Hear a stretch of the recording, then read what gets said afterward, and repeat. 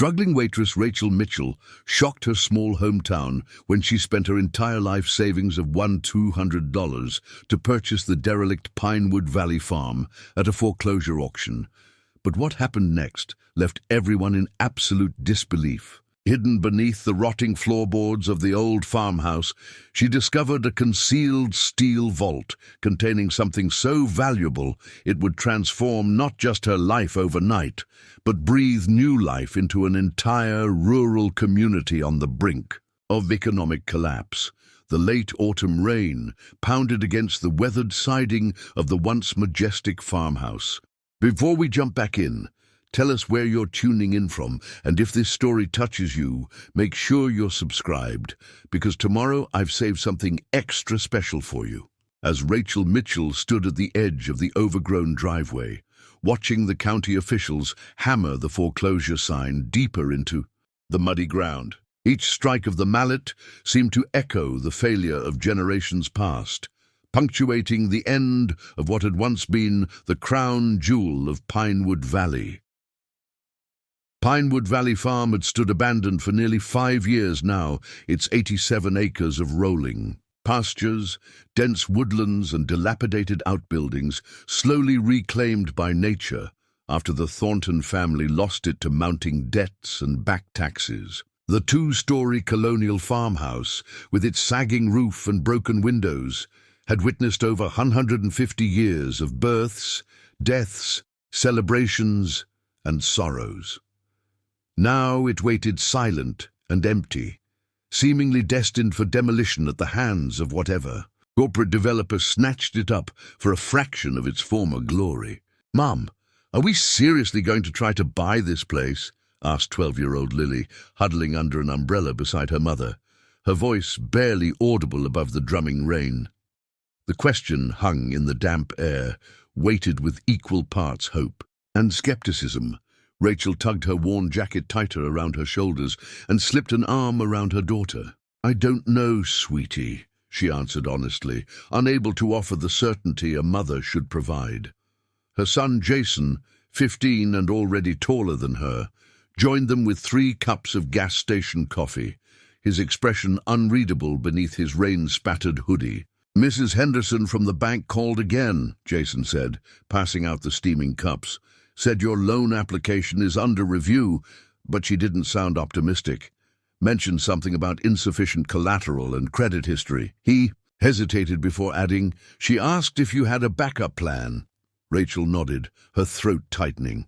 4 years as a single mother after her husband Mark's fatal construction accident had decimated both her savings and her credit score. Between the medical bills, funeral expenses, and raising 2 children on waitress tips, financial security had become a distant memory.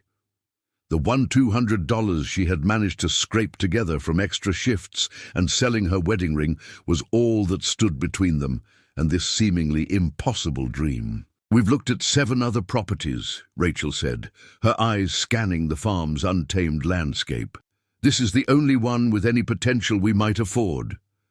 The auctioneer had set the starting bid at just $1,000, a testament to how far the once grand property had fallen from its estimated value of $350,000 in better days. The remote location, years of neglect, and the sluggish real estate market in Bentridge County had made it an undesirable investment for most buyers. "What if we don't get it?" Lily asked, leaning against her mother's side. "Then we stay in the apartment above the diner and keep saving," Rachel replied, trying to keep the disappointment from her voice. "But this place—" She didn't finish the thought. This place had sparked something in her from the moment she spotted the auction notice. Pinned to the community board at the local grocery store, despite the broken windows, collapsing barn roof, and fields choked with weeds, Rachel had felt an inexplicable connection to Pinewood Valley Farm.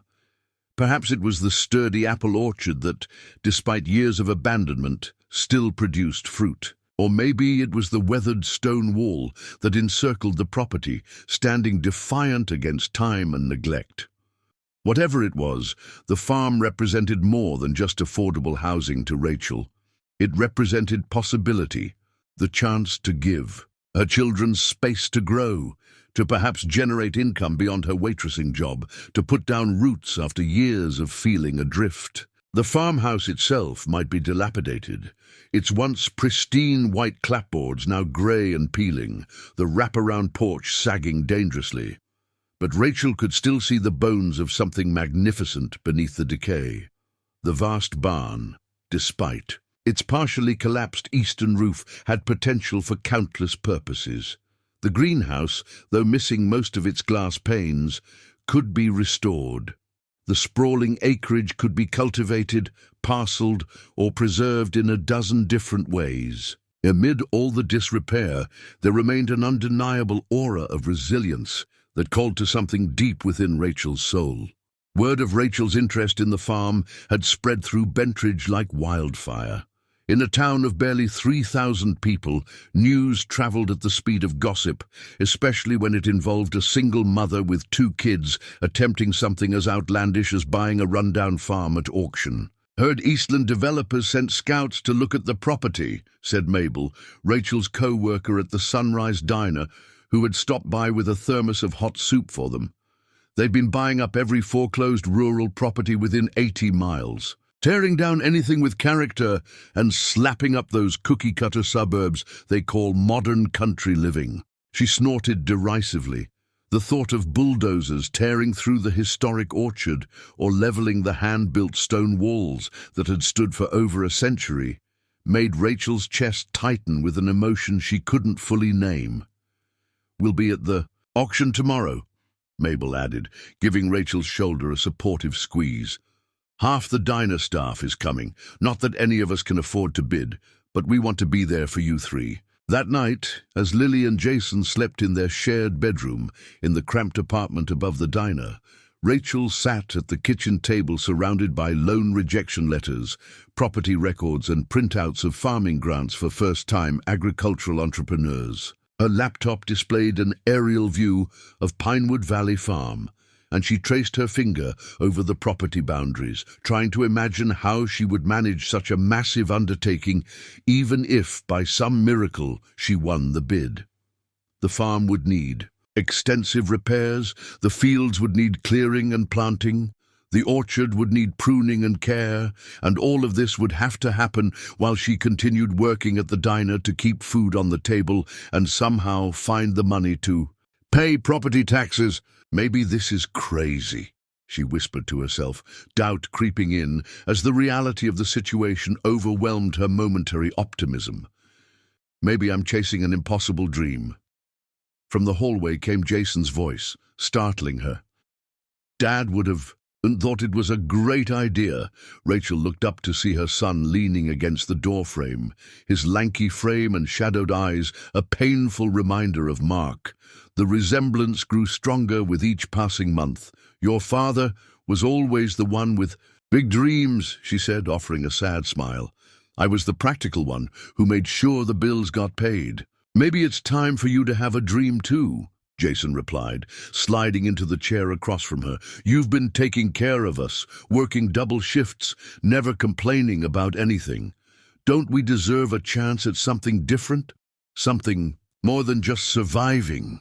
His words struck a chord deep within Rachel. For 4 years, she had operated in pure survival mode, focused solely on keeping her small family housed, fed, and together. The concept of reaching for something more, of taking a substantial risk, felt almost foreign now. "The orchard alone could be worth investing in," Jason continued, pointing to the satellite image on her laptop. "Mr. Erickson in Agricultural Sciences says heritage apple varieties are making a huge comeback. People from the city will pay premium prices for uncommon varieties." Rachel studied her son's earnest face, seeing a maturity there that both impressed and saddened her. 15-year-olds shouldn't have to worry about agricultural market trends or their mother's financial strategies. "When did you get so grown up?" she asked softly. Jason shrugged. "Around the same time you started working 70-hour weeks." The statement wasn't accusatory, just a statement of fact. But it pierced Rachel's heart, nevertheless. Her children had been forced to mature. Preparing and narrating this story took us a lot of time, so if you are enjoying it, subscribe to our channel. It means a lot to us. Now back to the story. Too quickly after Mark's death. Perhaps this farm, this seemingly impossible dream, could give them back some of the childhood they deserved.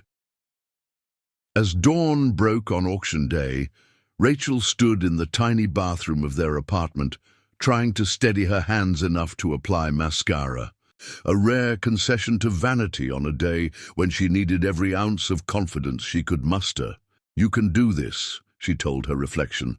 "The worst that happens is you don't get the farm, and life continues exactly as before." But as she spoke the words, she realized how much she had emotionally invested in the idea of Pinewood Valley becoming their home.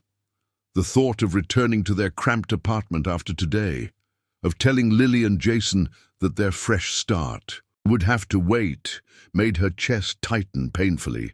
The drive to the auction site was quiet. Jason stared out the window, his expression unreadable. Lily clutched a small polished stone, her lucky charm, so tightly that her knuckles blanched white. When they arrived, Rachel was startled by the number of vehicles already parked along the gravel drive leading to the farmhouse. The sight of so many potential bidders triggered a wave of anxiety. More interest meant higher bids, and higher bids meant... She forced herself to take a deep breath, one step at a time. The crowd gathered on the overgrown lawn in front of the farmhouse was a mix of locals in well-worn work clothes, curious neighbors, and a small cluster of men in business casual attire who stood slightly apart, checking their phones and speaking quietly into Bluetooth earpieces. Mabel waved energetically from near the registration table where Rachel needed to provide identification and proof of funds to receive a bidder's number. The diner owner had closed the restaurant for the morning so the staff could attend, a gesture of support that nearly brought Rachel to tears. "Your whole cheering section is here," Mabel said, gesturing to where several of the diner regulars stood. "Old Mr. Finnerty even added $50 to your bidding fund. Said his grandfather used to work this land back in the day." As Rachel completed the registration process, a sleek black SUV with tinted windows pulled up, and 3 people in crisp business attire emerged. Each carried tablets displaying the Eastland Developers logo prominently. "That's Victor Rand," Mabel whispered, nodding toward the tall, silver-haired man leading the group. "Regional Director for Eastland. If he's here personally, they're serious about this property." Rachel's heart sank as she looked down at her bidder's card, number 23, and wondered if she was making a terrible mistake that would only lead to public humiliation. At precisely 10:00 a.m., the auctioneer, a wiry man with a surprisingly resonant voice, called everyone to attention. The crowd quieted as he outlined the terms of the sale: cash or pre-approved financing, 10% deposit due immediately, closing within 30 days, and the property sold as is, with no warranties expressed or implied. "Ladies and gentlemen, we're here today for the public auction of the property known as Pinewood Valley Farm. 87 acres with farmhouse, barn, outbuildings, and established orchard. Due to foreclosure proceedings, bidding will start at $1,000. Rachel closed her eyes briefly, centering herself. This was it. Her savings of $1,200 wouldn't allow for much bidding flexibility. Beyond that modest amount, she had no options. $1,000. Do I have $1,000? Rachel raised her bidder's card, her hand steady despite the adrenaline coursing through her veins. She was acutely aware of Jason and Lily standing close on either side, their presence both a comfort and a reminder of what was at stake. "I have $1,000 from bidder number 23. Do I hear 1,100? Almost immediately, Victor Rand from Eastland raised his card. $1,100. 1,100 from bidder number 8. Do I hear 1,200? Rachel raised her card again. The next few moments passed in a blur of rising numbers. 1,200, 1,300. Each time Rachel bid, Rand countered smoothly, without hesitation or emotion, as if they were bidding on a used appliance rather than what Rachel hoped would be her family's future. At 1,200, Rachel's stomach clenched. She was at her absolute limit. When Rand bid $1,300, she kept her card lowered, her chest tight with disappointment. 1,300 from bidder number 8. Going once, Lily looked up at her, eyes welling with tears. "Mom?" "I'm sorry, sweetheart," Rachel whispered. "We can't go any higher." Going twice. Rachel felt a peculiar numbness spreading through her body, a defense mechanism against the crushing disappointment. $2,000. The voice came from behind them, clear and firm. The crowd turned to see who had spoken. A woman in her early 60s with steel-grey hair, pulled back in a neat braid, raised her bidder's card. Number 42. Victor Rand looked momentarily surprised before recovering and raising his own card. 2,500. 3,000. The grey-haired woman counted without hesitation. A murmur ran through the crowd. The property in its current condition wasn't worth much more than $1,000, according to most local assessments. The bidding was now entering territory that defied conventional economic sense. As Rand consulted briefly with his colleagues, Rachel studied the woman who had entered the bidding so unexpectedly. There was something vaguely familiar about her, though Rachel couldn't place where she might have seen her before. She carried herself with quiet confidence, dressed practically in jeans, boots, and a weathered leather jacket. 3,500, Rand said, his voice slightly less confident than before. 5,000, the woman responded immediately. A collective gasp rose from the crowd. Rand spoke urgently into his Bluetooth earpiece, his expression growing increasingly frustrated. Finally, he shook his head at the auctioneer. 5,000 going once, going twice. The auctioneer scanned the crowd for any additional bids. Finding none, he brought down his gavel with a sharp crack. Sold to bidder number 42 for $5,000. The tension drained from Rachel's body, leaving behind a hollow ache. She had allowed herself to hope, to dream, and now she needed to face reality again. She put on a brave smile for her children. "We'll find something else," she promised, though the words felt empty even to her own ears. As the crowd began to disperse, Rachel gathered her courage to approach the woman who had won the auction. It seemed only right to congratulate her, and perhaps learn a little about her plans for the property that had, however briefly, occupied such a significant place in Rachel's dreams. "Excuse me," Rachel said as she approached. "I just wanted to say congratulations on your purchase." The grey-haired woman turned, studying Rachel with sharp, intelligent eyes. "Thank you. You're Rachel Mitchell, aren't you? Waitress at the Sunrise Diner. 2 children. Interested in heritage agriculture." Rachel blinked in surprise. "How do you know all that?" "Small town," the woman replied with a slight smile. "And I make it a point to know who's interested in properties I'm considering. I'm Eleanor Merritt." She extended her hand. Rachel shook, it finding the grip firm and direct. "It's a beautiful property, or it could be with some work." "It certainly could," Eleanor agreed, looking past Rachel to where Jason and Lily stood watching them curiously. "Those are your children?" "Yes, Jason and Lily," Rachel said, gesturing for them to join her. Eleanor nodded thoughtfully. "Tell me, Miss Mitchell, why were you interested in Pinewood Valley Farm? It's hardly an obvious choice for a single mother working at a diner." The question might have seemed intrusive from someone else, but Eleanor's tone held genuine curiosity rather than judgment. "It's hard to explain," Rachel admitted. "From the first time I saw it, I felt a connection, the orchard especially. My grandfather was an orchardist in Vermont, and some of my happiest childhood memories are of helping him during harvest season." She hesitated before adding, "And honestly, It was one of the few properties remotely within my price range. At least, I thought it was. Eleanor's expression softened slightly. And what would you have done with 87 acres and a farm that needs significant rehabilitation? We had plans, Jason interjected, stepping forward. Mum's researched heritage apple varieties that would grow well here. We were going to restore the orchard first, then convert part of the barn into a small cidery, eventually maybe open a farm stand or a pick-your-own operation. Rachel glanced at her son in surprise. They had discussed these possibilities, but she hadn't realized how much thought he had put into them. Ambitious, Eleanor commented, but without sarcasm. And the farmhouse. It needs substantial work. We would have lived in the small caretaker's cottage while fixing up the main house room by room, Lily piped up.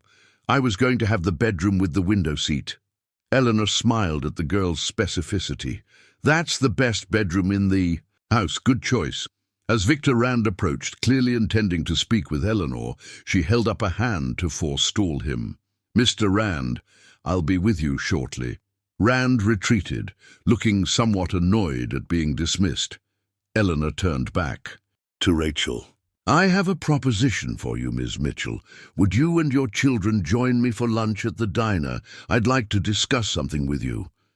Confused but intrigued, Rachel nodded. Of course, though I should warn you I'm not scheduled to work today, so the service might be a bit slower than usual. Eleanor chuckled. I think we'll manage. As they walked toward their respective vehicles, Jason leaned close to his mother. What do you think she wants? I have no idea, Rachel admitted, but I guess we're about to find out. The drive back to town was filled with speculation. Lily wondered if Eleanor might want to hire them as caretakers for the property. Jason theorized that perhaps she wanted advice about the orchard, given Rachel's family background. Rachel herself tried to keep her expectations firmly in check. Whatever Eleanor Merritt wanted to discuss, it wouldn't change the fundamental reality. Pinewood Valley Farm would not be their home. When they arrived at the Sunrise Diner, Eleanor was already seated in a corner booth, a manila folder and legal pad on the table before her. She looked up as they approached, gesturing for them to join her. I took the liberty of ordering coffee, she said, and chocolate milk for Lily. Mabel mentioned it's your favorite. Lily's eyes widened at this personalized attention from a stranger. Thank you. Once they were settled, Eleanor didn't waste time on small talk. I'll be direct, Ms. Mitchell. I buy distressed rural properties throughout this region. Normally, I renovate the houses, restore the land to productivity, and either sell them to carefully selected buyers or establish them as working educational farms.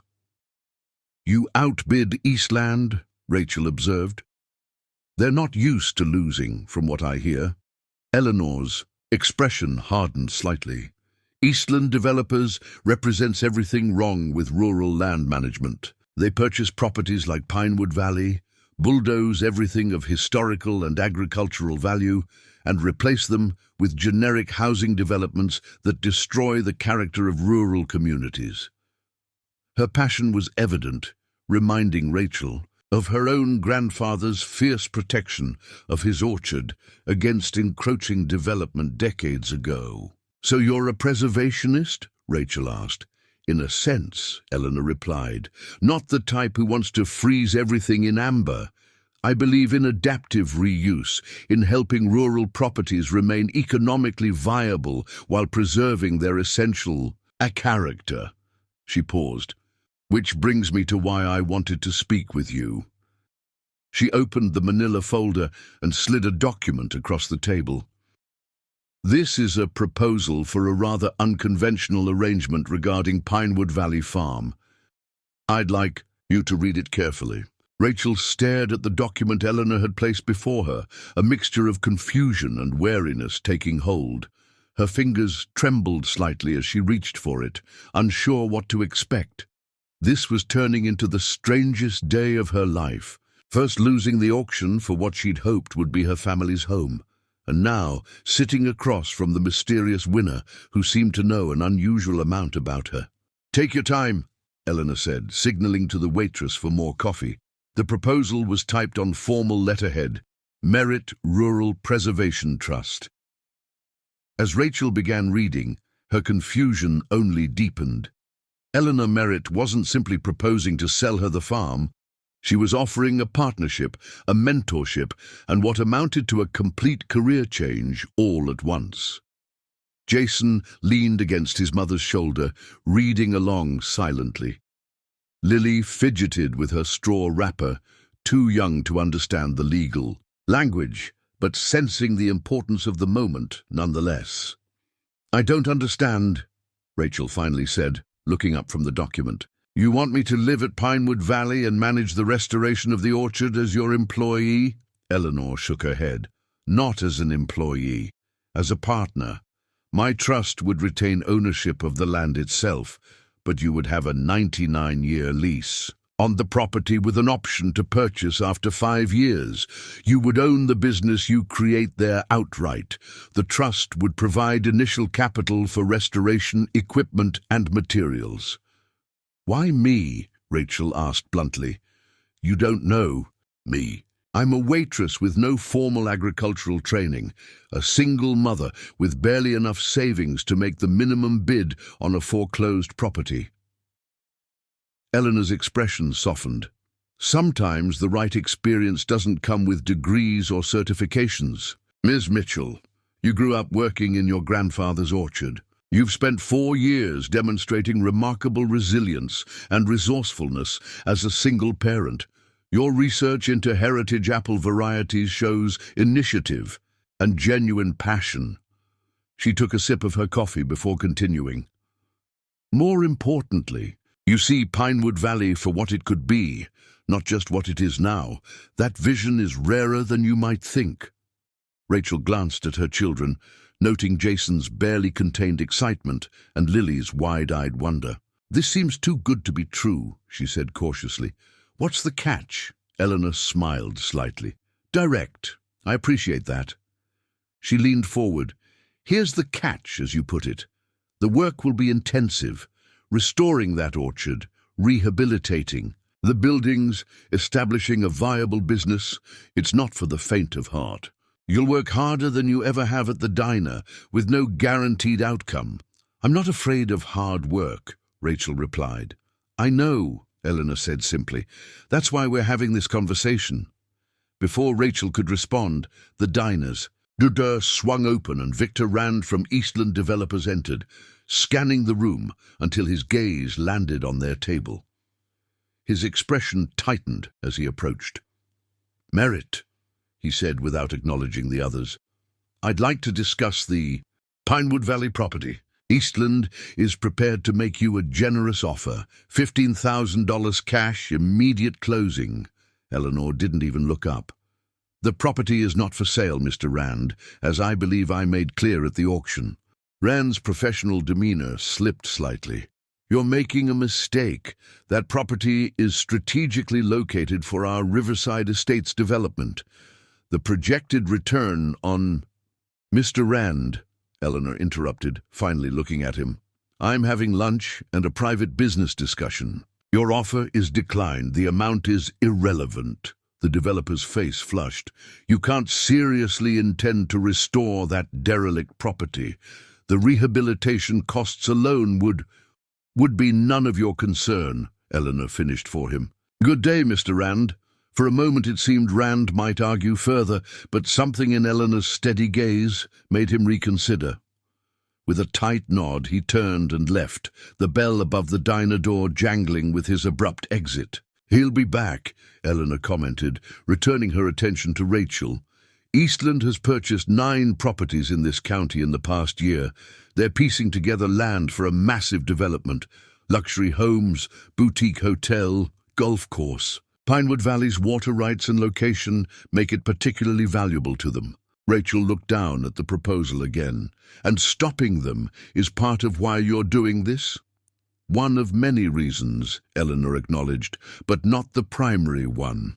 My interest is in preserving agricultural heritage and creating sustainable rural businesses.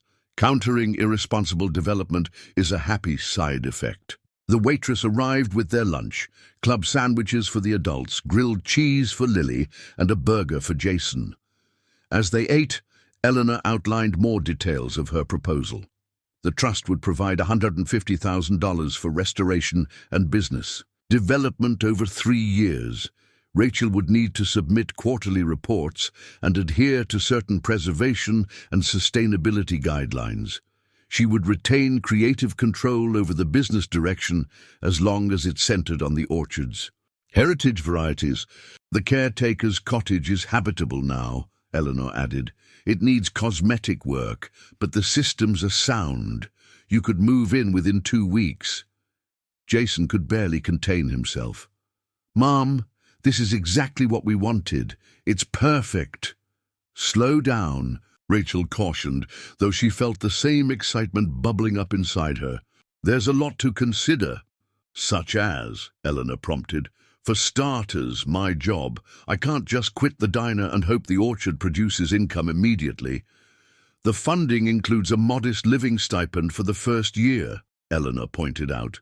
After that, the business should begin generating revenue, especially if you implement the farm-to-table component with local restaurants. Rachel tapped the paper with her finger. This mentions converting the old dairy barn into an event space. That's a massive undertaking, phased over 3 years, Eleanor countered. Starting with the cidery and the small barn, then farm stand, then event space as the business grows. She studied Rachel's expression. You're looking for problems, Ms. Mitchell. That's not necessarily bad. It shows you're taking this seriously. But sometimes an opportunity comes along that defies conventional caution. Lily, who had been quiet until now, looked up from her grilled cheese. Mom, remember what Dad always said? Life's biggest regrets are the chances we don't take. Rachel felt her breath catch. Mark had indeed said that often, usually before embarking on one of his adventurous plans. It was both comforting and painful to hear his words from their daughter's mouth. Your husband sounds like a wise man, Eleanor observed gently. He was, Rachel said softly. He would have loved Pinewood Valley. She squared her shoulders. I need to think about this. It's not just my decision. It affects all of us. Of course, Eleanor said, sliding a business card across the table. Take the weekend. Look over the proposal carefully. Visit the property again. I've instructed the caretaker to give you full access. Call me on Monday with your decision. As Eleanor prepared to leave, she hesitated. One more thing, Ms. Mitchell. While the business components of this arrangement are important, they're not why I chose you for this opportunity. Why did you then? Rachel asked. Because when you looked at that run-down farm, you didn't see problems. You saw possibilities. That kind of vision can't be taught. With that, Eleanor left, the bell above the door chiming softly behind her. The weekend passed in a blur of research, discussions, and 2 more visits to Pinewood Valley Farm. Rachel brought a contractor friend to assess the cottage and main house. She called the Agricultural Extension Office to discuss the orchard's potential. She created spreadsheets, budgets, and business projections until her eyes burned from staring at her laptop screen. On their Sunday visit, as Jason and Lily explored the property, Rachel found herself drawn to the main farmhouse again. Despite its dilapidated condition, there was something compelling about the old structure. Hand-hewn beams, wide plank, floors worn smooth by generations of footsteps, built-in cabinets crafted by someone who clearly took pride in their work. In what had once been the living room, Rachel noticed something odd, a slight difference in the wood pattern of the floorboards, near the massive stone fireplace. Kneeling, she ran her fingers along the seam where the patterns changed. "Find something interesting," came a voice from the doorway. It was Sam Reeves, the caretaker Eleanor had mentioned. "Maybe," Rachel said, looking up. "The floor pattern changes. Here, Was there a repair at some point? Sam, a weathered man in his 60s, crossed the room and knelt beside her with surprising agility. Good eye. That's not a repair, though. It's a hidden compartment. A what? Sam grinned, pressing firmly on one edge of the irregular floorboard. To Rachel's astonishment, the opposite edge rose slightly. Sam gripped it and lifted, revealing a shallow space beneath. Empty now, he said. But according to local legend, old Thomas Thornton, who built this place back in 1872, used to hide valuables here during uncertain times. Man distrusted banks, apparently with good reason. He kept his money here through the panic of 1873, while 2 local banks failed. Rachel peered into the empty space, oddly moved by this connection to the farm's original owner. That's fascinating. This whole property is full of history like that, Sam said, replacing the floorboard.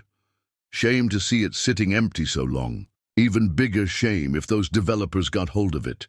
He fixed Rachel with a knowing look. Ms. Merritt mentioned you might be taking it on. That true? I'm still deciding, Rachel admitted. Sam nodded. Well, for what it's worth, this old place has been waiting for someone who sees its value. Not just the land or buildings, but its story. History like this deserves a future, don't you think? His words stayed with Rachel as they finished, touring the property. On the drive home, Lily fell asleep in the back seat while Jason stared thoughtfully out the window at the passing landscape. You're going to say yes, aren't you? He asked suddenly. Rachel glanced at him. What makes you think that?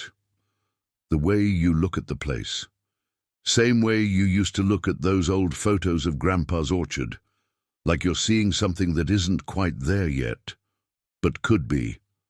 Rachel smiled. When had her son become so perceptive? It's a huge risk, Jason. If it doesn't work out, then we try something else, he interrupted. But at least we tried. That's what Dad would say. Your father didn't have to worry about providing stability for 2 children, Rachel pointed out gently. We've had stability, Mom, Jason replied. What we haven't had is, I don't know, possibility, adventure, something that's ours, not just something we're getting by in. His words echoed in Rachel's mind as she lay awake that night, weighing options, calculating risks, and trying to quiet the persistent voice of doubt that had been her companion since Mark's death. By morning, she had made her decision. Monday dawned clear and crisp, the kind of autumn day that showcased Bentridge County's rolling hills and vibrant foliage to perfection. Rachel dropped the children at school with promises to update them immediately after her meeting with Eleanor, then drove to the address on the business card, a converted textile mill on the edge of town that housed the offices of the Merritt Rural Preservation Trust. Eleanor was waiting in a simply furnished office overlooking the river. Large maps covered one wall, with colored pins marking various properties throughout the region. Architectural drawings and farm plans were tacked to another wall. It wasn't what Rachel had expected from someone wealthy enough to outbid a development company without hesitation. Have you made your decision, Ms. Mitchell? Eleanor asked after they had exchanged greetings. I have, Rachel replied, taking a deep breath. I accept your proposal with one condition. Eleanor raised an eyebrow. Which is?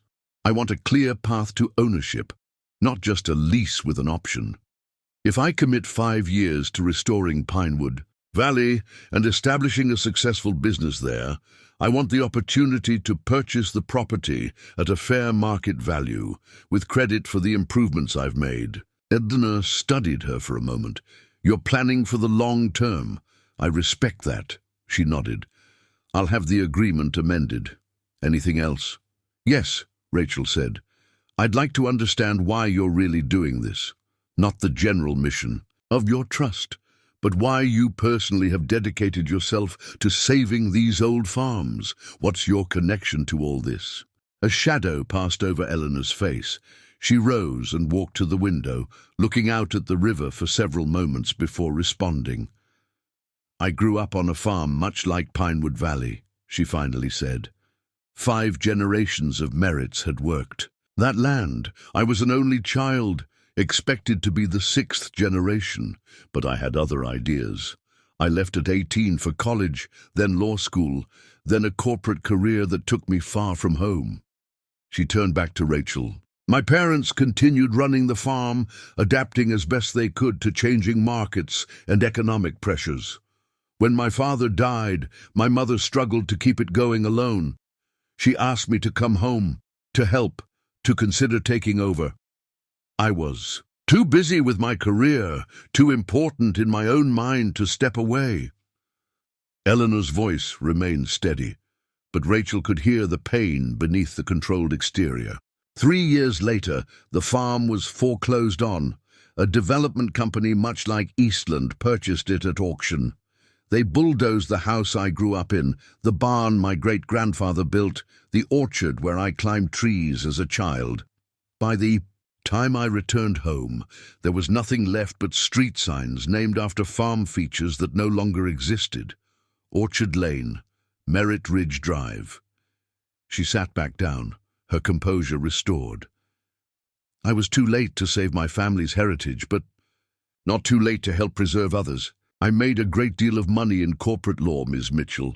Now I use that money to right what I see as a profound wrong, the systematic erasure of rural agricultural heritage in the name of progress that serves very few at the expense of many. Rachel nodded, understanding now the passion that drove the older woman. Thank you for telling me. The past can't be changed, Eleanor said, but the future is still unwritten. Pinewood Valley Farm has stood empty for 5 years.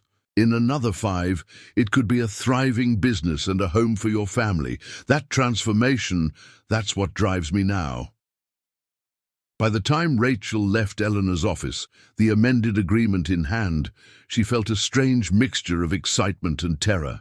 She had just committed to a complete life change, exchanging the security of her waitressing job for the uncertain prospects of rehabilitating a historical farm. As she drove to the school to pick up her children and share the news, doubt began to creep in again. Was she being reckless, naive? Was she risking her children's stability on a romantic notion? Jason and Lily's excitement when she told them the news temporarily pushed those worries aside. Their enthusiasm was contagious. Jason immediately diving into researching apple varieties on his phone, Lily drawing pictures of her future bedroom, both touching and energizing. That evening, as Rachel began the monumental task of organizing their move, a knock came at the apartment door. It was Mabel from the diner, bearing a casserole and a concerned expression. "Word spreading about your new venture," Mabel said as Rachel invited her in. "Thought you might need dinner. What with all the planning you must be doing." "Thank you," Rachel said, genuinely grateful. "There's so much to organize. I gave my notice at the diner today." Mabel nodded, setting the casserole on the counter. "That's actually why I'm here." She handed Rachel an envelope. "The staff took up a collection. It's not much, but everyone wanted to contribute something to help you get started." Rachel opened the envelope to find several $100s in cash and a card signed by everyone at the diner. She blinked back sudden tears. "Mabel, this is too generous." "Nonsense," Mabel replied briskly, though her own eyes looked suspiciously moist. "You're taking on something important, not just for yourself, but for the whole county. That development company would have changed everything about this area, and not for the better." She looked around the small apartment. "Need help packing?" The offer of help opened a floodgate.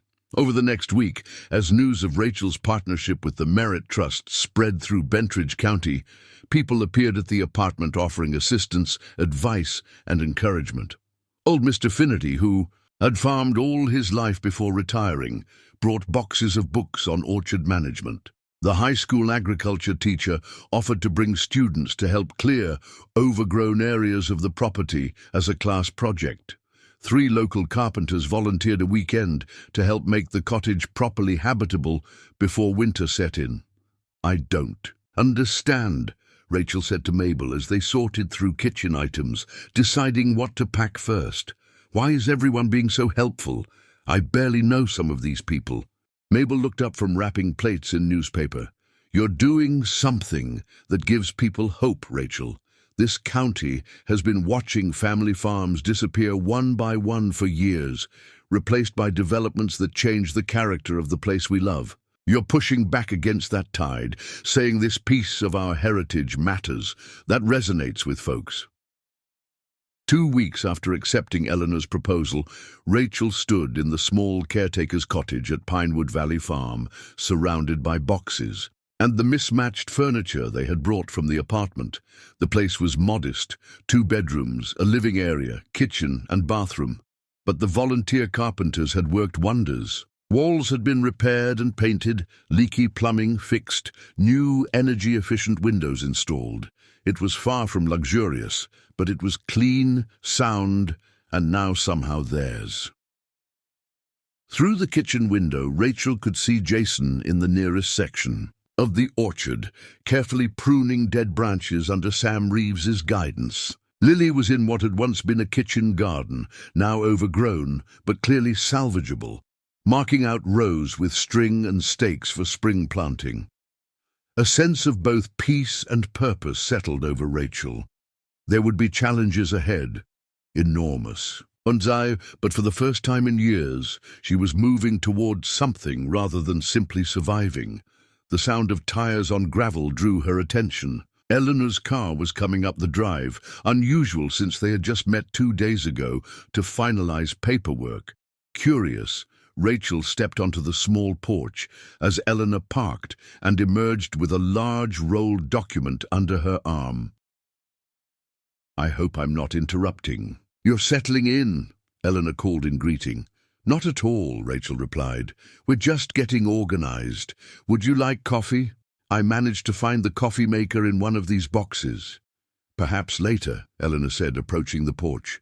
"I've brought something I thought might interest you." She extended the rolled document. "The original plans for the farm, dated 1872. I found them in the county archives." Rachel accepted the roll with surprised delight. "That's incredible, thank you." She carefully unfurled the edge, revealing detailed hand-drawn plans of the main house, barn, and outbuildings. "These will be invaluable for the restoration." "Look at the section on the main house," Eleanor suggested. "Page 3, I believe." Rachel gently separated the pages until she found the one Eleanor indicated, detailed floor plans of the farmhouse. Her eyes widened as she spotted what Eleanor must have noticed. Clearly marked in the foundation plans was a large rectangular space labeled storage vault. "Is this what I think it is?" Rachel asked, her pulse quickening. Eleanor smiled. "According to the county historian, Thomas Thornton installed a proper safe in the cellar when he built the house. Sam mentioned you found the small floor compartment, but this is something more substantial. The historian believes it may never have been discovered during later renovations, as it was concealed behind a false wall in the cellar." "A hidden safe," Rachel breathed, excitement bubbling up. That's straight out of a treasure hunt novel." "Indeed," Eleanor agreed. "And since you're now the caretaker of the property, with full rights to any historical artifacts discovered during restoration, I thought you might want to investigate." The possibility of a hidden safe from the 1870s, potentially undiscovered for generations, sent Rachel's mind racing with questions. What might be inside? Documents, coins, family heirlooms, or perhaps nothing at all? Empty long ago, or never. Used in the first place. Either way, it was a tangible connection to the farm's origins, a mystery waiting to be solved. "Mom!" Lily called, racing toward the house with the boundless energy of a 12-year-old. "Sam says there's a secret door in the barn that goes to an underground room. Can we look at it? Please?"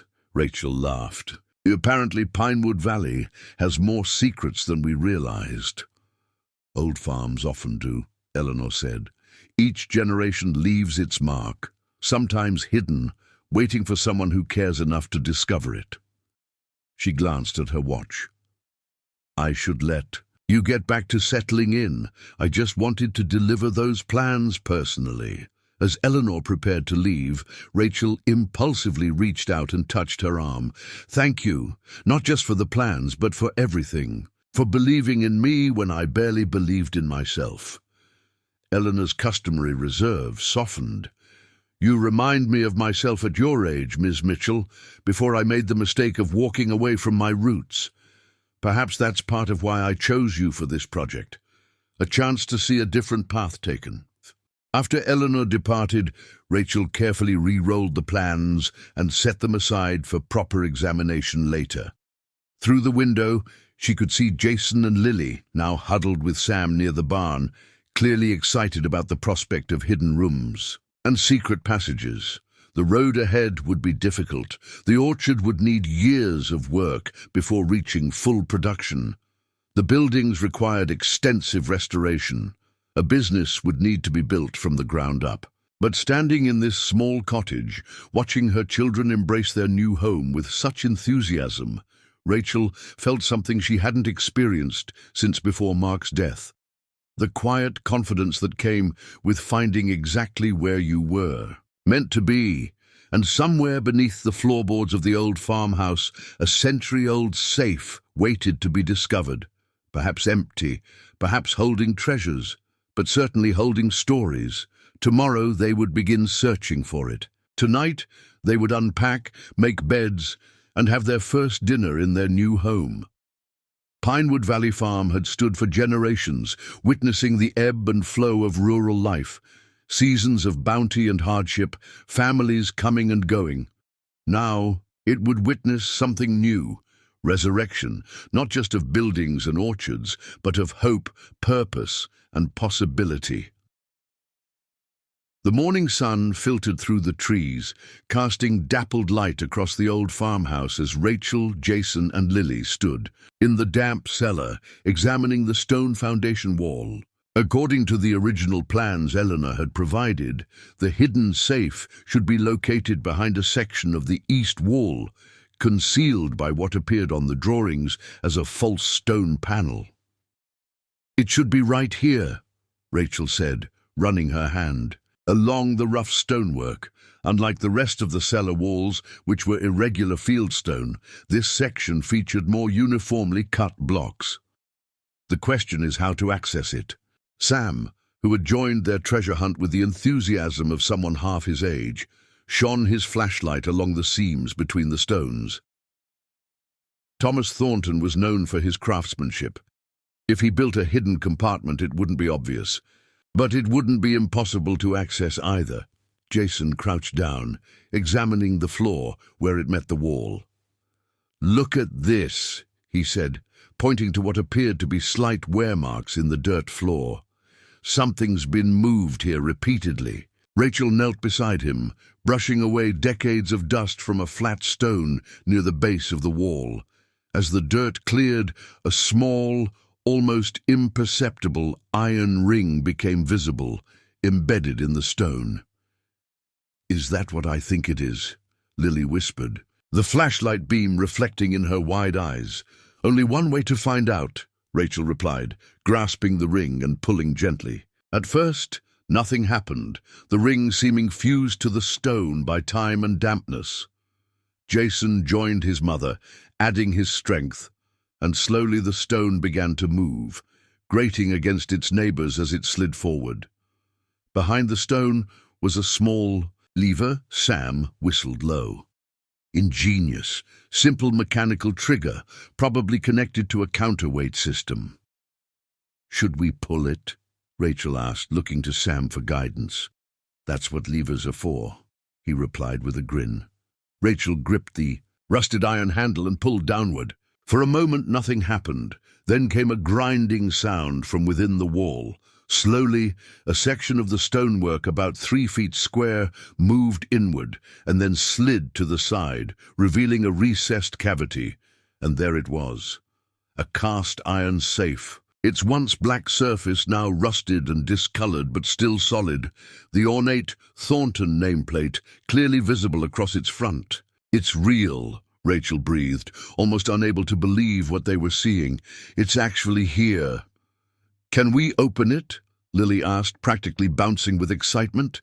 Sam shone his flashlight on the old combination dial. "That's a champion model. From the 1870s. Good craftsmanship, but the mechanism is likely seized after all these years. Might need a locksmith." "Wait," Jason said, studying the original house plans they had brought down with them. "Look at this notation in the margin." He pointed to faded handwriting, almost invisible in the corner of the blueprint. "It looks like numbers. 1872 to 19. Rachel peered at the faint notation. "Could be the combination." "Worth a try," Sam said, though he added, "Don't get your hopes up. These old mechanisms can be temperamental even when regularly used, let alone after sitting untouched for who knows how long." Rachel knelt before the safe, wiping dust from the dial with her sleeve. The mechanism felt stiff, but not completely frozen. As she carefully turned it right to 18, left to 72, right to 19. At the final number, she tried the handle. Nothing happened. "Maybe it's not the combination after all," Jason said, disappointment evident in his voice. "Or maybe—" Rachel tried again, this time turning the dial with more force at each number. When she reached the final position and pulled the handle, she was rewarded with a faint click, followed by the groan of long-dormant metal as the door reluctantly began to open.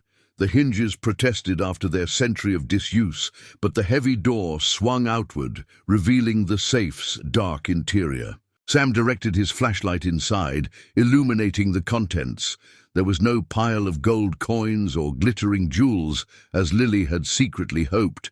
Instead, they found a stack of leather-bound ledgers, several bundles of yellowed papers tied with faded ribbon, a small wooden box, and a cloth sack that clinked when Sam carefully lifted it. "Nothing of significant monetary value at first glance," Sam commented, "but historically could be priceless." They carefully removed the items, bringing them upstairs to the kitchen table in the cottage, where they could examine them properly. Rachel felt an odd sense of reverence as she laid out the artifacts from a different era, tangible connections to the man who had built this farm and the family who had worked it for generations. The ledgers proved to be farm records spanning from 1872 to 1912, detailing crop yields, livestock records, expenses and profits in meticulous handwriting. The bundles of papers included correspondence, deeds, and what appeared to be agricultural research. Thomas Thornton had apparently been experimenting with apple varieties, grafting techniques, and storage methods well ahead of his time. The cloth sack contained a small collection of gold coins, not a fortune, but certainly valuable both historically and monetarily. The wooden box, however, held what would prove to be the most significant find. "It's a journal," Rachel said softly, as she opened the ornately carved box to reveal a leather-bound book with T. Thornton embossed on the cover. "And look at this." Tucked inside the journal was an envelope addressed simply to the future steward of Pinewood Valley. With trembling fingers, Rachel opened the unsealed envelope and removed a single sheet of paper, the handwriting strong and clear despite its age. "To whoever finds this," she read aloud, "if you are reading these words, you have discovered the legacy of Pinewood Valley Farm, and I hope have taken up its stewardship.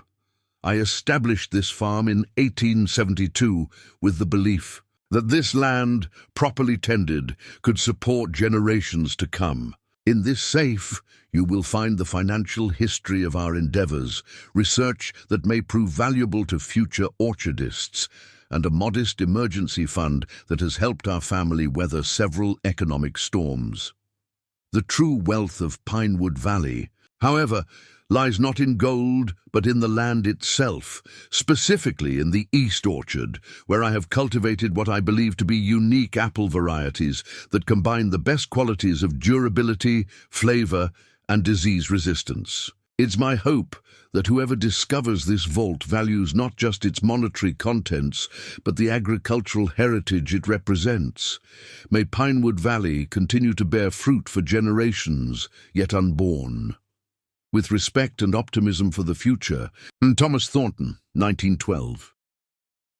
A profound silence fell over the kitchen as Rachel finished reading. The letter, written more than a century ago, seemed to speak directly to their present circumstances, as if Thomas Thornton had somehow known his farm would one day need resurrection and had left behind not just his possessions, but his vision. "The East Orchard," Jason said finally. "That's the most overgrown section, the one we haven't even properly surveyed yet." "Unique apple varieties?" Rachel repeated, her mind racing with possibilities. If he developed proprietary varieties that have survived all these years? Sam nodded, understanding the implications immediately. Heritage apple varieties are experiencing a renaissance. Cideries, gourmet food companies, farm-to-table restaurants, they're all searching for unique historical apples, with character you can't find in commercial varieties. "We need to examine that orchard immediately," Rachel said, energized by this unexpected discovery. If Thomas Thornton's experimental trees are still alive, it could completely change our restoration priorities and potentially provide a unique market advantage. The East Orchard proved to be more challenging to access than anticipated. Decades of neglect had allowed wild growth to nearly reclaim the land, with volunteer saplings, brambles and vines creating a nearly impenetrable thicket around and between what had once been orderly rows of apple trees. Undeterred, Rachel organized a weekend clearing expedition. Word of the hidden safe and Thomas Thornton's letter spread quickly through Bentridge County and what had been planned as a small family. The project unexpectedly transformed into a community event. Saturday morning found 20 volunteers arriving at Pinewood Valley Farm, with chainsaws, brush cutters, rakes, and determination. "Never seen this much interest in clearing brush before," Sam commented as he helped organize the volunteers into teams. "Amazing what a 100-year-old mystery will do," Rachel replied with a smile. Among the volunteers was Dr. Patricia Novak, a pomologist from the State University's Agricultural Extension Office, who had heard about the possibility of undocumented heritage apple varieties and driven 2 hours to investigate. If these trees have indeed survived without human intervention for decades, they could possess remarkable genetic resilience, Dr. Novak explained as she followed Rachel through the gradually clearing paths. That alone would make them valuable for breeding programs, not to mention any unique flavor profiles they might offer.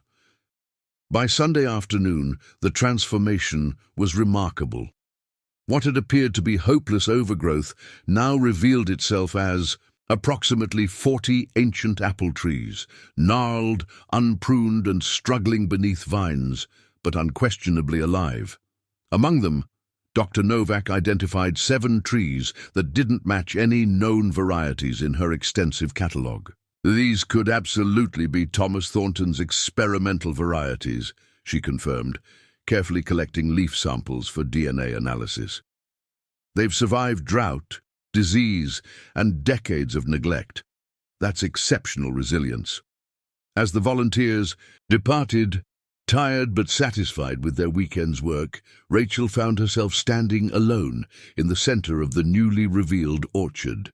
The ancient trees, now freed from their strangling competitors, seemed to stand taller, their twisted branches reaching toward the late afternoon sunlight with a kind of dignified perseverance that moved her unexpectedly. These trees had outlived. Their planter witnessed the passage of generations, survived abandonment and endured. Now they were being given a second chance, just as she was. The parallel wasn't lost on Rachel. "Mom," Jason's voice broke into her reflections. "Dr. Novak wants to know if she can come back next weekend with a grafting team. She says if these are truly unique varieties, we should start propagating them immediately to ensure they're preserved." The following weeks passed in a whirlwind of activity. As word of the Pinewood Valley discoveries spread, interest in the farm grew. Dr. Novak confirmed that at least 5 of the mysterious trees were indeed undocumented varieties, and preliminary taste tests of the few apples they bore that autumn revealed exceptional qualities. One with intense aromatics reminiscent of tropical fruit, another with a perfect balance of sweetness and acidity, a third with unusual spice notes unlike anything in commercial production. Eleanor visited regularly, clearly delighted by the unexpected historical discoveries and the accelerating restoration timeline. During one such visit, as they walked the perimeter of the newly cleared East Orchard, she made a suggestion that would alter the trajectory of Rachel's business plan. What if, Eleanor proposed, instead of waiting years to develop the cidery, as originally planned, we expedite it? These rediscovered Thornton varieties provide a unique marketing angle we hadn't anticipated. Rather than positioning you as yet another heritage apple producer, you become the exclusive source of resurrection varieties presumed lost for nearly a century. Rachel considered the idea, mentally recalculating timelines and budgets. The small barn would need significant work to convert to a cidery. We weren't planning to tackle that until year 2 or 3. The trust could advance additional funds for that specific purpose, Eleanor offered. An opportunity this unique justifies accelerating certain aspects of the plan. That evening, after the children were asleep, Rachel sat at the kitchen table with Thomas Thornton's journal, which she had been carefully reading each night. His detailed observations of daily farm life, interspersed with philosophical reflections on stewardship and legacy, had become something of a guidebook, not for agricultural techniques, which had evolved considerably since his time, but for the mindset required to approach farming as more than just a business. One entry in particular had resonated with her. April 18th, 1891, faced significant crop damage from last night's unexpected frost. Henderson's down the road lost everything and talks of selling. I understand his despair, but cannot share his surrender. When one chooses to work with the land rather than simply on it, one must accept both abundance and adversity as part of the same covenant. It is not merely that we endure hardship, but how we respond to it that determines whether we merely occupy land or truly cultivate it. As Rachel considered Eleanor's proposal to accelerate the cidery development, she found herself applying Thomas's philosophy. The discovery of his experimental apple varieties wasn't merely good fortune. It was an opportunity that carried responsibility to preserve and share something unique that might otherwise have been lost forever. The decision crystallized. They would indeed fast-track the cidery development. The Thornton Resurrection series of heritage ciders would become their flagship product, telling the story not just of apples, but of persistence, rediscovery, and renewal. By early November, the small barn's renovation was underway, with local contractors working to transform the sturdy old structure into a small batch cidery while preserving its historical character. Dr. Novak and her team had successfully taken dozens of grafts from the unique varieties, ensuring their genetic preservation regardless of what happened to the ancient trees themselves. The first proper harvest would still be years away, but with careful management and grafting onto established rootstock, they might see limited production within 18 months. Rachel immersed herself in learning cider production, attending workshops and consulting with established craft cideries. Jason, displaying an unexpected talent for graphic design, began developing label concepts for their future products, incorporating elements of Thomas Thornton's original farm designs. Even Lily contributed, carefully pressing flowers and leaves from the farm to create illustrated cards telling the Pinewood Valley story, which would eventually accompany each bottle of cider sold. People aren't just buying a drink, she explained, with precocious insight. They're buying our story. As Thanksgiving approached, their first major holiday at Pinewood Valley, Rachel realized how dramatically their lives had changed in just a few months. The small cottage, initially Spartan and unfamiliar, had become undeniably home. School mornings were no longer the rushed urban scramble they had once been, but now involved collecting eggs from their small flock of chickens and walking the orchard's perimeter before the bus arrived. Jason had joined the high school's Future Farmers of America chapter and was thriving in ways she hadn't seen since before Mark's death. Lily had made new friends and spent hours outdoors developing a detailed map of the property's wildlife habitats. Rachel herself had transformed as well. The constant low-grade anxiety that had been her companion for years, worry about bills, job security, providing opportunities for her children, hadn't disappeared but had changed in character. The challenges she faced now were tangible, addressable, and purposeful. She worked harder than she ever had at the diner, often collapsing into bed, exhausted. But it was the satisfying exhaustion of creation rather than the hollow fatigue of merely surviving. Their Thanksgiving table reflected this transformation.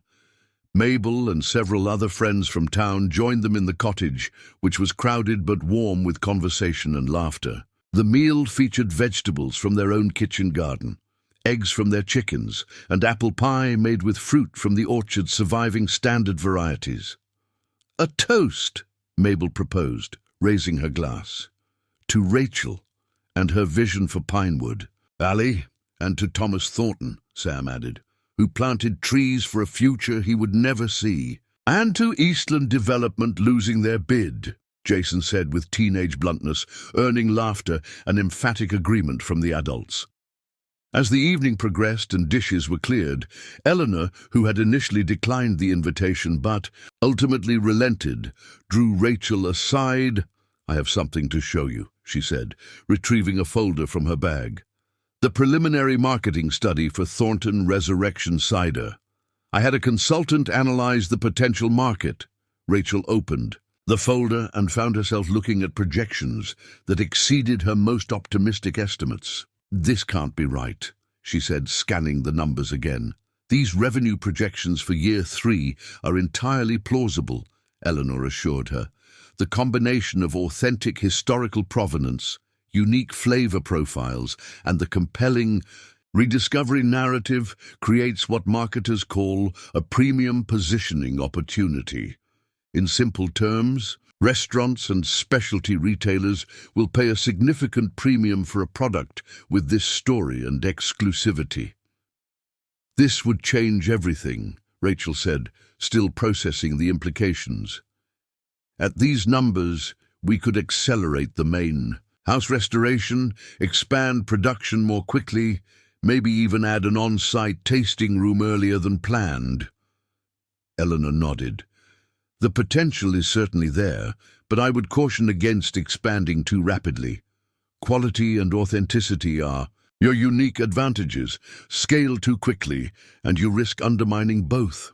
Their conversation was interrupted by Lily calling everyone to the living room, where she had organized an impromptu Thanksgiving talent show. As Rachel watched her children and their new community sharing music, stories, and laughter, she felt a profound sense of gratitude for the unexpected path that had led them here. Later that night, after the guests had departed and the children were asleep, Rachel bundled up and walked to the main farmhouse. She'd been spending several hours each week carefully sorting through the contents of Thomas Thornton's safe, cataloguing items and researching their significance. The process had created an unexpected connection to the man whose vision had established this place nearly 150 years earlier. In the quiet of the old house, illuminated only by battery-powered lanterns until electricity could be restored, Rachel opened Thomas's journal to an entry she had discovered earlier that week.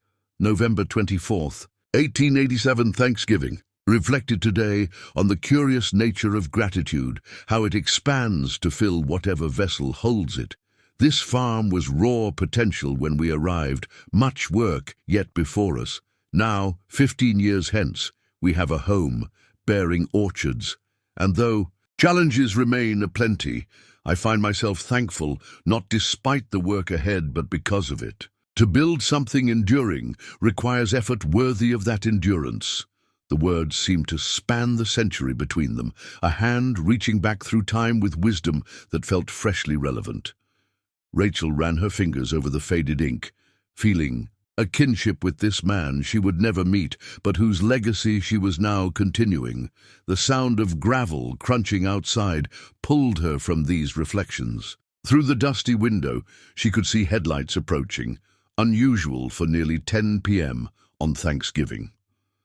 As the vehicle came closer, she recognized Victor Rand's car from Eastland Development. Wary but curious, Rachel stepped onto the porch as Rand parked and emerged with a portfolio under his arm.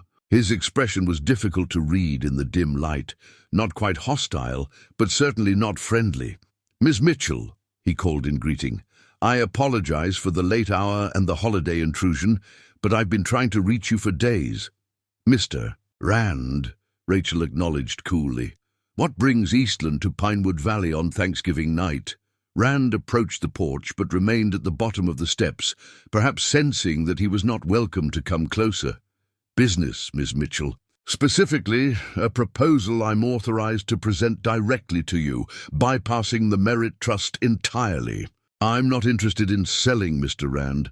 I thought that was clear." "You misunderstand," Rand replied, his tone shifting to something more conciliatory. "We are not looking to acquire the property outright anymore. We're offering a development partnership." He extended the portfolio. "Our research indicates that your heritage apple varieties could have significant market value. Eastland is prepared to invest $2 million to develop a commercial-scale cidery operation here, along with a boutique hospitality venue. You would retain ownership of the intellectual property and receive substantial royalties." Rachel didn't take the portfolio. And what would happen to the rest of the farm, the historical buildings, the restoration plan? Rand hesitated briefly. The development would require utilizing approximately 80% of the acreage for more economically productive purposes. The main house could be preserved as the centerpiece of a country club facility. The original orchard section would become a themed attraction within a larger residential community. So essentially, you want to turn Thomas Thornton's agricultural legacy into a decorative element for a luxury development, Rachel summarized, not bothering to keep the disapproval from her voice. Commercialize the apple varieties while bulldozing most of what he built. "I'm offering you financial security, Ms. Mitchell," Rand said, a hint of frustration breaking through his professional demeanor. "The Merit Trust's approach may be idealistic, but it's economically marginal at best. Our proposal provides guaranteed returns without the years of uncertainty and labor ahead of you." For a moment, Rachel allowed herself to imagine the path Rand was offering: immediate financial stability, professional development of the business, none of the back-breaking work and anxiety that came with building something from the ground up. It was tempting in its simplicity, its certainty. Then her eyes drifted to the worn leather journal in her hands, and Thomas Thornton's words echoed in her mind. "To build something enduring requires effort worthy of that endurance." "Thank you for the offer, Mr. Rand," she said finally, "but I'm not interested. Pinewood Valley isn't just land and buildings to be repurposed for maximum profit. It's a heritage that deserves to be honored, not commodified." Rand's jaw tightened. "Ms. Mitchell, you're making a significant financial mistake." "Our projections aren't the only measure of value," Rachel interrupted. "You see this place as an asset. I see it as a responsibility and an opportunity to build something meaningful. We have fundamentally different visions, Mr. Rand, and mine isn't for sale." Rand studied her for a long moment before nodding curtly. "As you wish. But should you reconsider, our offer remains open until the end of the year." He returned to his car without another word, the portfolio still under his arm. As the headlights disappeared down the drive, Rachel remained on the porch, Thomas's journal clutched to her chest. The encounter with Rand had clarified something important. Her commitment to Pinewood Valley wasn't just about business opportunity or even providing for her family. It had become about honoring a legacy, about stewardship in its deepest sense. She looked out over the darkened farm, imagining Thomas Thornton standing in this same spot a century earlier, perhaps also pondering the future of the land he had cultivated. Their circumstances were different, separated by time and experience, but they shared a vision of this place that transcended mere ownership or profit. Tomorrow would bring more work, endless work. But tonight, in the quiet aftermath of Thanksgiving, Rachel felt a profound certainty that they were on the right path. The hidden safe hadn't contained gold or jewels, but something far more valuable, a connection to the past that illuminated the way forward. Spring arrived at Pinewood Valley Farm with an explosive energy that transformed the landscape almost overnight. The apple trees in the main orchard, properly pruned during winter for the first time in years, erupted in a magnificent display of blossoms that surpassed Rachel's most optimistic expectations. The East Orchard, home to Thomas Thornton's experimental varieties, showed promising signs of revival after careful restoration work. Standing amid the sea of white and pink blossoms, Rachel took a rare moment to simply breathe and appreciate how far they had come since that fateful auction day 6 months earlier. The farm was still very much a work in progress, with the main house renovation only partially complete, but signs of renewal were everywhere. The small barn had been successfully converted into a cidery, with gleaming stainless steel tanks now, sharing space with the original wooden beams. Dr. Novak's team had successfully propagated dozens of trees from Thomas's unique varieties, creating a nursery of saplings that would eventually expand production. The cottage garden was now orderly rows of vegetables and herbs rather than the tangle of weeds it had been. Thinking deep thoughts, Eleanor asked, approaching through the orchard with a tablet in hand. Her visits had become weekly occurrences. As the project gained momentum, "Just appreciating the blossoms," Rachel replied. "I knew intellectually that the orchard would bloom, but seeing it like this—" She gestured to the canopy of flowers stretching across the hillside. "It's more beautiful than I imagined." Eleanor nodded, understanding the sentiment. Beauty and functionality in perfect harmony. That's what makes orchards special. She held up her tablet. "Speaking of functionality, I have some news you'll want to see. The DNA analysis of Thomas's apple varieties has been completed." Rachel took the tablet, scrolling through the scientific report with growing excitement. "So they're definitively unique, not matches to any known varieties." "Completely unique," Eleanor confirmed. "Furthermore, 2 of them show genetic markers associated with disease resistance that are particularly valuable for modern breeding programs. The university is already fielding inquiries from commercial nurseries interested in licensing rights." "Licensing?" Rachel looked up from the report. "I hadn't even considered that possibility." "You own the trees and their genetics," Eleanor pointed out. "If commercial nurseries want to propagate these varieties for widespread distribution, they need your permission. That represents a potential revenue stream independent of your cider production." The implications were significant. While the Thornton Resurrection cider brand remained their primary focus, licensing the genetics of Thomas's apples to nurseries could provide immediate income while the orchard continued its slow journey back to full production. "There's more," Eleanor continued as they walked toward the cidery. "The Historical Society completed their assessment of Thomas's papers. They're quite excited about his detailed records of agricultural practices from the late 19th century. They're proposing a small exhibit at the County Museum, which would include promoting Pinewood Valley as a living agricultural heritage site." Rachel smiled at the thought of Thomas Thornton receiving recognition after all these years. His meticulous records had proved invaluable not just for their restoration efforts, but for historical research as well.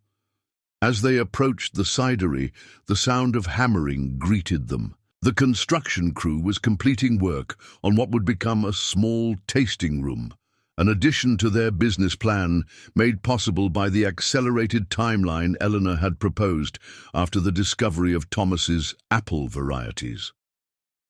Inside, Sam was supervising the delivery of their first proper cider press, a refurbished model that struck the right balance between authenticity and efficiency. Jason, who had developed a passionate interest in the cider-making process, was helping position the equipment, looking more confident and engaged than Rachel could remember since before Mark's death.